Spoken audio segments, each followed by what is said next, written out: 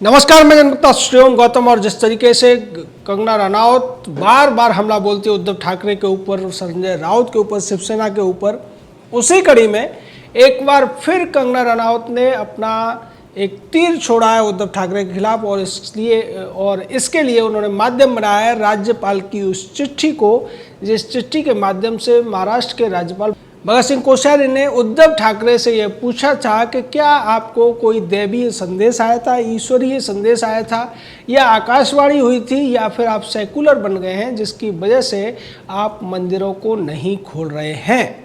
इसको लेकर अब कंगना रनौत ने कहा है कि ये गुंडों की सरकार है और ये जानकर खुशी होती है कि ऑनरेबल राज्यपाल ने इस गुंडों की सरकार से सवाल पूछा है। लेकिन इन गुंडों को तो बार खोलने में ज़्यादा आनंद आ रहा है, रेस्टोरेंट खोलने में ज़्यादा आनंद आ रहा है। और इस सब के पीछे वजह यह है कि ये जो गुंडों की सरकार है ये सोनिया सेना की सरकार है, शिवसेना की सरकार नहीं है। और इसीलिए ये बाबर सेना की तरह से व्यवहार कर रही है।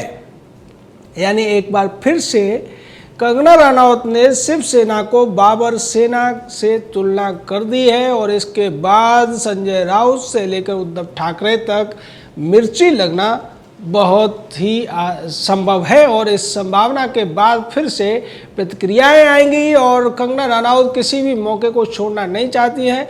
कंगना ने इससे पहले जिस तरीके से बॉलीवुड के तमाम जो नामचीन लोग थे, 34 फिल्मी हस्तियां जब हाई कोर्ट पहुंच गई थी, और उसके बाद कंगना ने कहा था कि बॉलीवुड तो वास्तव में नशे का गटर है, इसको सफाई करने की जरूरत है। लेकिन ये सभी के सभी नशेड़ी और इस सब में जो लिप्त हैं वो अब हाई कोर्ट पहुंचे हैं अपने लिए राहत मांगने के लिए, और ये कहने के लिए कि उनसे सवाल न पूछे जाएं।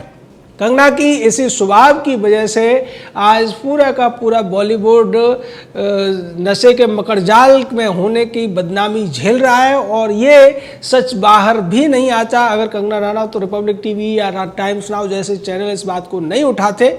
इसको लेकर भी बॉलीवुड ने जिस तरीके से, बॉलीवुड देश की शान है, इस तरीके के तमाम ट्रेंडिंग कराना शुरू कर दिया है। बॉलीवुड ये जानता है, बॉलीवुड के जो बड़े बड़े नामचीन लोग हैं जो फिल्मों से मोटी रकम कमाते हैं, वो ये जानते हैं कि पैसे के बल पर सोशल मीडिया पर कुछ समय के लिए कुछ ट्रेंड करा के वो अपने आप को सही साबित कर देंगे। और इसी वजह से अब शाहरुख खान से लेकर आमिर खान, सलमान खान, अक्षय कुमार, अजय देवगन के पक्ष में वो तमाम ऐसी जानकारियां डाल रहे हैं और हैशटैग लगा रहे हैं बॉलीवुड भारत की शान।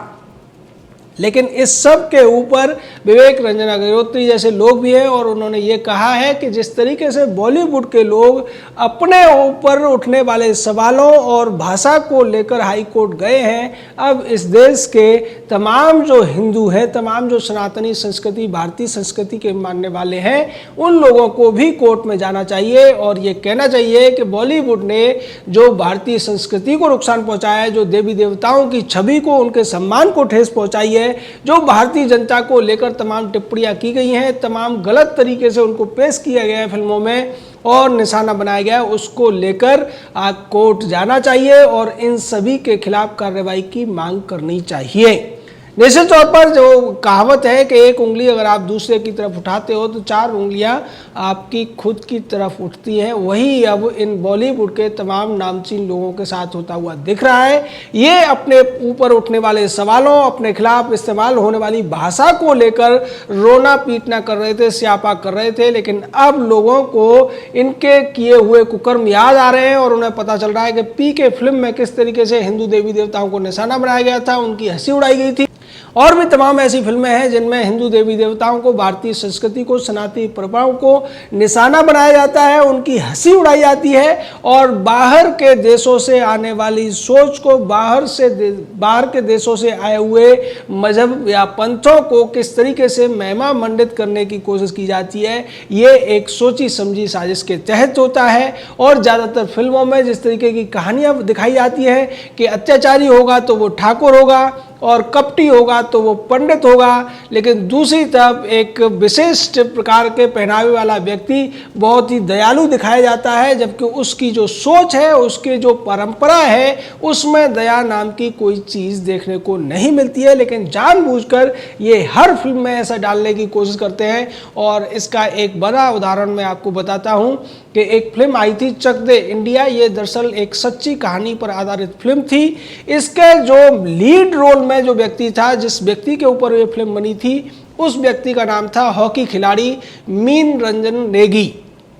और मीन रंजन नेगी की ऊपर बनने वाली फिल्म में जब फिल्म बनती है, शाहरुख खान उसके ऊपर एक मूवी बनाता है, तो उसमें मीर रंजन की जगह कबीर खान बना दिया जाता है। और इस सब के पीछे की वजह यह थी कि लोगों को ये सेंटीमेंट दिखाना था कि मुस्लिम होने की वजह से उसको निशाना बनाया गया था, जबकि मीर रंजन नेगी को निशाना बनाया गया था क्योंकि उनकी एक गलती से भारत पाकिस्तान से मैच हार गया था और मामला ये उठा था कि पाकिस्तान से पैसा ले लिया है मीर रंजन नेगी ने। लेकिन चूंकि इन फिल्मकारों की एक स्टीरियोटाइप है, पाकिस्तान के प्रति वो सहानुभूति दिखाना चाहते हैं और जो हिंदुत्व के लोग हैं या हिंदू नाम है, उनके प्रति लोगों की भावनाओं को वो भड़काना चाहते हैं। इसीलिए उस फिल्म में जानबूझकर नाम चेंज किए गए, उस व्यक्ति का मजहब चेंज किया गया और उसके माध्यम से ये दिखाने की कोशिश की गई कि उस व्यक्ति के खिलाफ इसीलिए आसानी से लोगों ने आरोपों को मान लिया था क्योंकि वो विशेष मजहब से ताल्लुक़ रखता था। मीर रंजन नेगी ने बाद में इस बात का खुलासा किया था और हालांकि शाहरुख खान ने भी मीर रंजन नेगी की इस पूरे मामले के लिए धन्यवाद दिया था। उन्होंने जो एक्ट्रेस थी उस पूरी फिल्म के अंदर उन सभी को हॉकी भी सिखाई थी। लेकिन अगर शाहरुख खान उस फिल्म में कबीर खान की जगह मीर रंजन नेगी का नाम रखता तो शायद उस व्यक्ति की जितनी आलोचना हुई थी बाद में उसकी प्रशंसा भी होती और उस व्यक्ति को अपने एक जो अपने ऊपर एक दाग लगा हुआ था उससे मुक्त होने में आसानी हो जाती। लेकिन ऐसा हो नहीं पाया। ज़्यादातर लोगों को नहीं पता है कि वो व्यक्ति कौन था जिसके ऊपर आरोप लगे थे कि वो देश के खिलाफ उसने हॉकी खेली थी। तो इस तरीके की कहानियां ये बनाते हैं और इस सब के पीछे एक सोची समझी रणनीति होती है, सोचा समझा गणित होता है। गणित के आधार पर ये ज़्यादातर फिल्मों में भारतीय संस्कृति, सनातनी परंपराओं, हिंदू देवी देवताओं को जानबूझकर निशाना बनाते हैं, जानबूझकर कव्वालियाँ उसमें डाली जाती हैं। आपको किसी भी फिल्म में ऐसा कोई गाना अब शायद ही मिलता होगा जिसमें किसी हिंदू देवी देवता के बारे में कुछ अच्छी बातें कही गई हो या उसकी स्तुति की गई हो, लेकिन हर फिल्म में आपको कव्वाली जरूर मिल जाएगी, आपको सूफियाना कलाम जरूर मिल जाएंगे। हम इसका विरोध नहीं करते, लेकिन हम ये कहना चाहते हैं कि इस तरीके से केवल पर्टिकुलर लोगों को फायदा पहुंचाने के लिए या पर्टिकुलर एक सोच को फायदा पहुंचाने के लिए ये पूरा बॉलीवुड काम क्यों करता है। जब देश के ऊपर फिल्म बनाई हो जाती है तो जानबूझकर उनमें एक सॉफ्ट चीज छोड़ दी जाती है पाकिस्तान के लिए या पाकिस्तान के लोगों के लिए। कश्मीर पर जब फिल्में बनती हैं तो वहां आतंकवादियों को महिमा मंडित करने की कोशिश की जाती है। यही सारी चीजें हैं जिसकी वजह से इनके खिलाफ लोगों का गुस्सा था।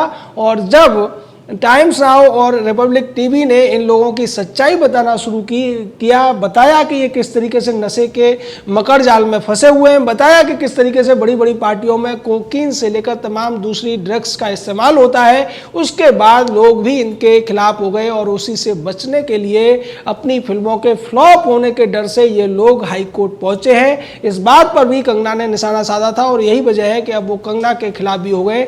दूसरी तरफ इन लोगों के लिए एक बड़ी बुरी खबर आ रही है मुजफ्फरपुर बिहार से। मुजफ्फरपुर बिहार में एक मामला पहले से चल रहा है जिसमें सुशांत सिंह राजपूत की मौत को लेकर मामला दर्ज हुआ था और उस मामले में पहले भी सम्मन किया जा चुका है। अब 7 हस्तियों को कोर्ट ने हाजिर होने के लिए सम्मन किया है, इनको नोटिस भेजा गया है और जिन 7 लोगों को सुशांत सिंह राजपूत की मौत के मामले में बुलाया गया है वो है संजय लीला भंसाली, करण जौहर, साजिद नाडियाडवाला, भूषण कुमार, एकता कपूर और दिनेश विजयन, आदित्य चोपड़ा। ये वही नाम है जो ज़्यादातर बड़े बड़े नाम कहे जाते हैं, बड़े बड़े फिल्म निर्माता हैं और इन्हीं के ऊपर आरोप सबसे पहले ये था कि नेपोटिज्म की वजह से इन्होंने सुशांत सिंह राजपूत के साथ जो दुर्व्यवहार किया था उससे वो परेशान हो गए थे।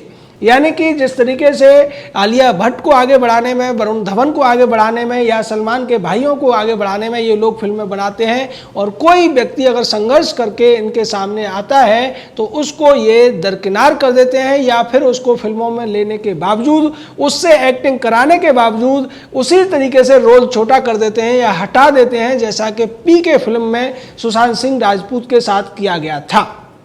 ज़्यादातर लोगों को तो याद भी नहीं होगा कि पीके जो फिल्म थी आमिर खान की, उसमें सुशांत सिंह राजपूत का भी रोल था। जो अनुष्का शर्मा है उसका जो प्रेमी के तौर पर होता है वो सुशांत सिंह राजपूत है। उस पर एक गाना भी फिल्माया गया था, लेकिन आमिर खान को ये डर था कि कहीं इससे लाइमलाइट न मिल जाए सुशांत सिंह राजपूत को, इसलिए उस फिल्म में उनका रोल छोटा कर दिया गया। तो इस तरीके की चीज़ें देखने को मिलती है नेपोटिज्म की वजह से, या फिर जो दूसरे जो इनके अपनी सोच है, दुबई गैंग का जो हाथ है, डी कंपनी का जो इनके ऊपर हाथ होता है, उनका पैसा जो लगता है। और आज जब इनके ऊपर सवाल उठ रहे हैं, इनके नशे में लिप्तता को लेकर देश को बताने की कोशिश दो चैनलों ने की, तो ये पहुंच जाते हैं कोर्ट, और इसको लेकर ये अपने पक्ष में तमाम पैसा खर्च करके बॉलीवुड भारत की शान जैसा हैशटैग ट्रेंड कराने की कोशिश करते हैं। तो ये इनकी जो डर है उसको दिखाता है। इन्हें ये लग रहा है कि ये बड़े बड़े वकीलों को खरीद कर दलीलें दिलवा देंगे और कई दिन तक